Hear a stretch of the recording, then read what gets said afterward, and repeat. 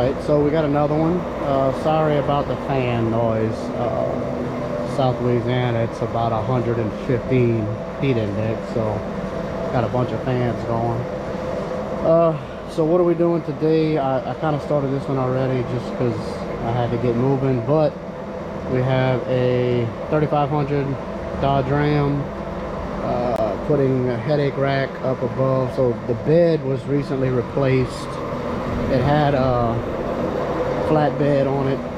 Customer went back to the original bed, so he did that work. He mounted the headache bar. So we're wiring the lights for the headache bar. They added a new fuel pump, a fuel transfer pump here. We're gonna have to wire that.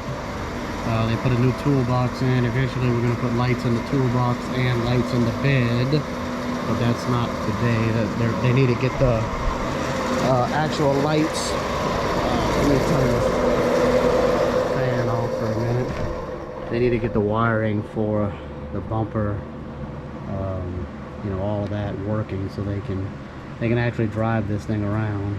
So I'll take you up under here so you can see what's going on under here.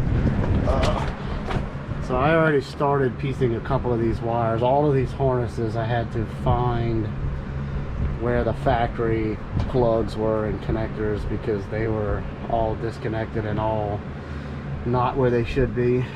But that leaves us to this. So this is the mess that I'm left with. We've got wires hanging everywhere. I'll try to get some light for you. So we kind of got just wires kind of everywhere. Trying to sort out what goes where. They got a bunch of you know, stuff that was just spliced and it's just hanging out, and you got splices, stuff like this. This is a reverse sensor. Looks like somebody had spliced it at some point and you know, just taped it together. You know, he was complaining that one of the trailer, the gooseneck trailer hitch, I mean not that trailer hitch, the gooseneck trailer plug in the bed wasn't working all the time. I'm pretty certain, you know, I untaped this mess, so I mean, that's gonna most likely be that issue. So we're gonna have to cut all of that out and redo that, and then, you know, try to figure out, you know, I don't even know where that goes. So that's kind of what we're into, figuring all this out.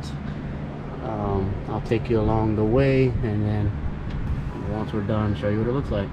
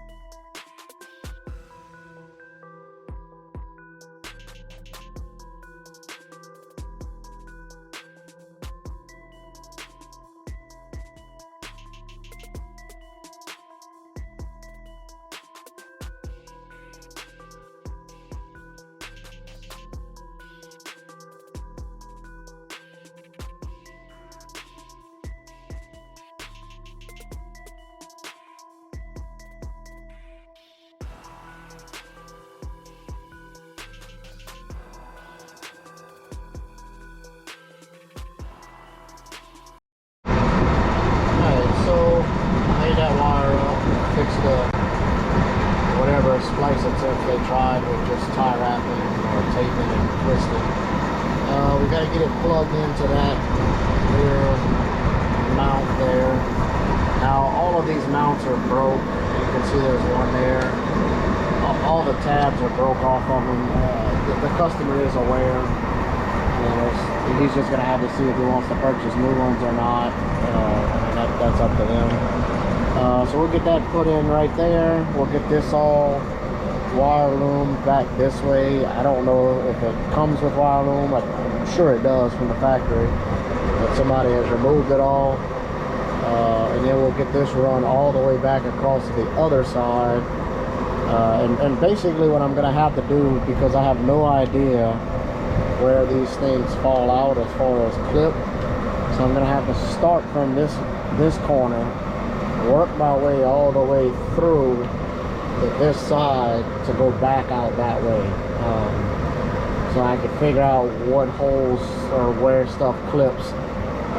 The only problem with that though is like this. So you have like this clip, I know it goes here, but the clip and the tie wrap from the factory are broken. Somebody broke it out. So, you know, the only option we would have is ordering some of those, and I'll see what they want to do. Like this one here, I know it goes here because the other half of the clip was here, but it's broken.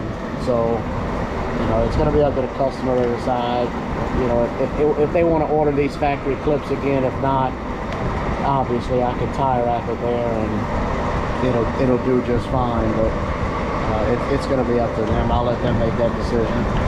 So that's what I'm going to get started working on. I'm going to move this, get this mounted, and then start working my way back. And then we'll get to this at some point here shortly.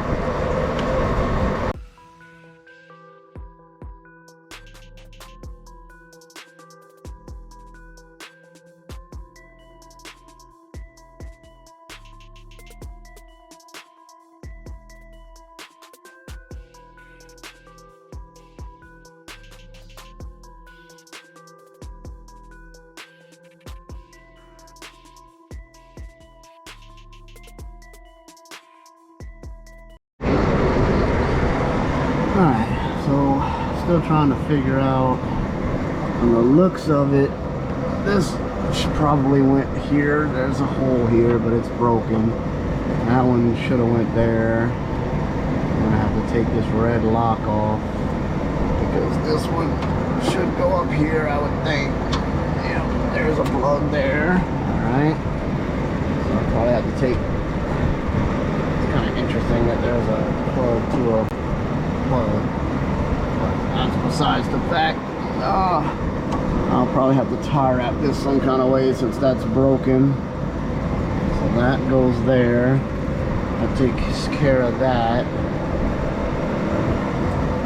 That's factory connected there, so that's good.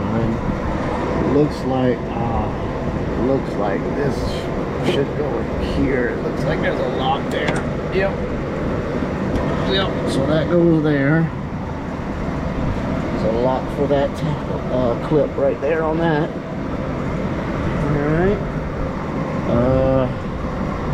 From what I can tell, obviously the 7-way goes there. It looks like this plug used to sit right here, probably to keep the strain off of the plug. So I'll have to try to figure out how to tie wrap that since it's broken. But I also have to figure out rewiring this, because that was one of the main complaints, was this wasn't working going into the bed. So we'll have to figure that out. So I have this side, the parking sensors, you know, as best as they can be back where they were. Like I said, the sensors themselves are broken. It looks like they cut the lock tabs off of them to get them to mount into the other bumper on the flatbed, and then even the holders into this bumper are broken. So, you know, I mean, if the customer wants to spend the money to buy all new sensors and all new connectors, I mean, that's up to him. So moving along, after I get this area kind of sorted out, then I got to get into this area with these wires. Looks like these are cut as well. Need to be re-spliced back together. And then I think this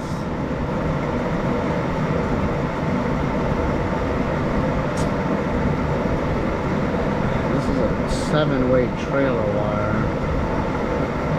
So this might be the headache rack. No, this is 7 wires too. 1, 2, 3, 4, 5, 6, 7. One of these might be the headache rack, because I think it has reverse. I think it has turn signals. brake light. Yeah, this is probably that.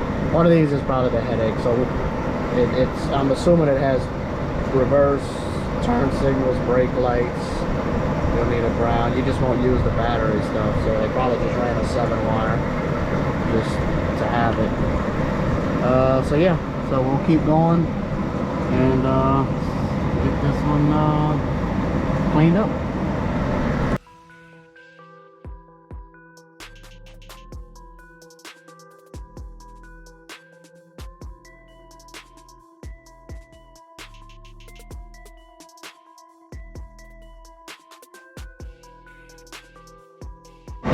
Alright, so what I'm gonna do is I'm just gonna, like I did here, I'm just gonna take each one of these taps off. You know, their wires were somewhat corroded at the end of the tap. Let's focus. So, I mean, that's probably what was making it. It's not gonna focus. That's probably what was making it act intermittent, work sometimes, or not work sometimes. So I'll take all of these off.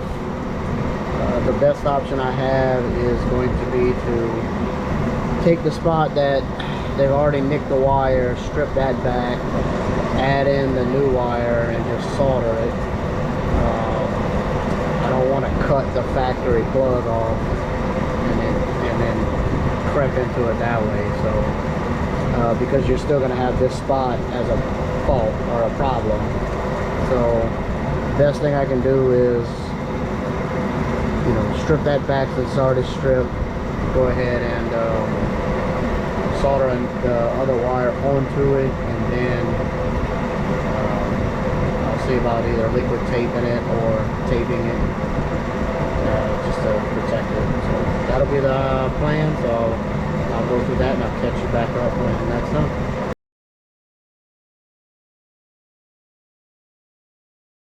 Alright, so we got all that spliced. That was a lot more fun than I wanted it to be.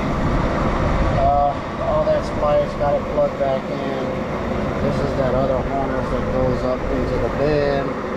So we'll tape that back up. I'll make it follow this factory harness. Oh, tie wrap it to the factory harness. And then we gotta figure out where this one goes. I figured out this one is the bed 7-way, so this must be the headache bar, headache rack. So this will have to get spliced into here somewhere, because I didn't want to put 2 splices in the same spot there. That'd have been too much. So we'll plug this one in here and get the headache rack wired up.